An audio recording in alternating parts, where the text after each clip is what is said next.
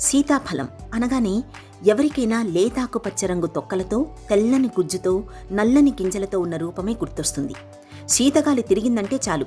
ఒకప్పుడు పల్లెల్లో ఉదయాన్నే కావిళ్లతోనూ సైకిళ్ల మీదో సీతాఫలాలు అమ్మొచ్చేవి.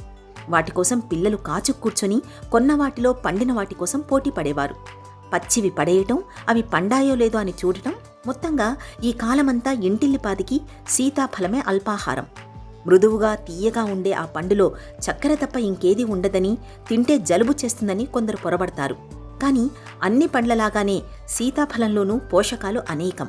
సి విటమిన్తో పాటు ఏ, బి, కే విటమిన్లు, ప్రోటీన్లు, కాల్షియం, ఫాస్ఫరస్ వంటి మూలకాలు ఎక్కువే.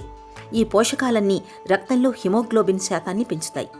సీతాఫలంలో ఉండే ఫైబర్, విటమిన్లు, ఖనిజాలు రోగ నిరోధక శక్తిని పెంచడంలో సహకరిస్తాయి. ఫలితంగా శరీరంలో వాపు క్రమంగా తగ్గుముఖం పడుతుంది.